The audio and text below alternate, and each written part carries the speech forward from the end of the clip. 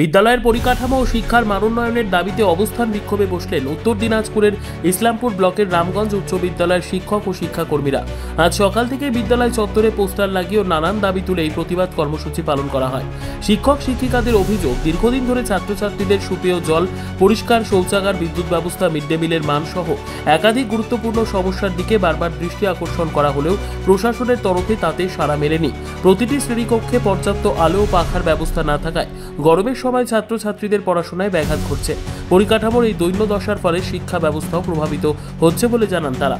তাদের আরও দাবি, মিড ডে মিলের খাবারের মান উন্নত করতে হবে, বিদ্যালয়ে নিরাপত্তার ব্যবস্থার জন্য সিসিটিভি লাগানো দরকার। পাশাপাশি পর্যাপ্ত শিক্ষক ও শিক্ষাকর্মী নিয়োগ এবং বিজ্ঞান বিভাগের জন্য প্রয়োজনীয় উপকরণ ও দ্রুত সরবরাহ করতে হবে।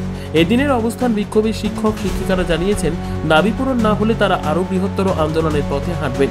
প্রশাসনের তরফে এখনো পর্যন্ত এ বিষয়ে কোনো প্রতিক্রিয়া মেলেনি। আশ্বাস আছে যে আমরা যে আবদারগুলো করেছি এগুলো একান্ত ব্যক্তিগত নয়, নিজস্ব চাহিদার জন্য নয়, এটা আমাদের সবার জন্য। একটা ভালো স্কুল, ভালো মানের স্কুল, যাতে অব্যবস্থা না থাকে, যাতে স্কুলের নোংরাগুলো পরিষ্কার হয়, তার জন্য। কী কী দাবি রয়েছে আপনাদের? দাবি আমাদের এখানে কর্মসূচিগুলো আছে, এখানে দেখে নিন। আমরা তো প্রেসকে আমরা খুব একটা এখন বলতে চাচ্ছি না, কারণ এখনও আমাদের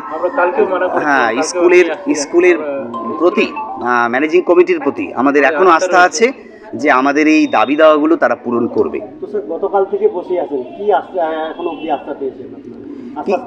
না, বেশ কিছু তারা কাজ করেছে, কিন্তু অনেক কাজ এখনো হয়নি।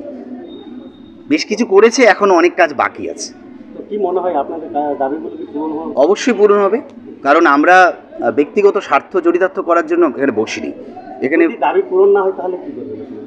এখন সেই সিদ্ধান্তে আমরা যাইনি, এটা সর্বসম্মতিক্রমে আমাদের সিদ্ধান্ত। এখন ইন ফিউচারে কি করব আমরা এখন সেই আলোচনাতে এখন।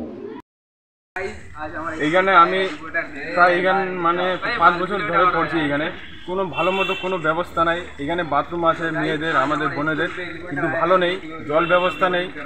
আর এখানে আমাদের শিক্ষক শিক্ষিকারা বসেছেন, ওদের জলের হয়েছে, নেটটা ছিঁড়ে গেছে। তারপরে এখানে একটা পাম্প আছে, 2 বার পাম্প মারলে 1 কেজি বালু বার হয়। অনেক সমস্যা আছে স্যার। এই জন্য কি ধর্নায় বসেছেন? হ্যাঁ। কবে বসেছে? কবে থেকে বসেছে? কালাস হচ্ছে না, এখানে আবার আগে করছে সবাই। মানে একটা শিক্ষা প্রতিষ্ঠানে এই যে শিক্ষা হয়, এখানে কিছুই হয় না। তো শুধু ঘোরাফেরা হয়। এখানে আসে হেডম্যাম আসে, কিছু হয় না। আর হেডম্যাম আসে, একটা করে চশমা, একদম এই বড় বড় চশমা পরে আসে, আর ওখানে বসে থাকে। হেডম্যামকে বলতে গেলে হেডম্যাম রাগ করে আমাদের উপর। আর কি বলবো?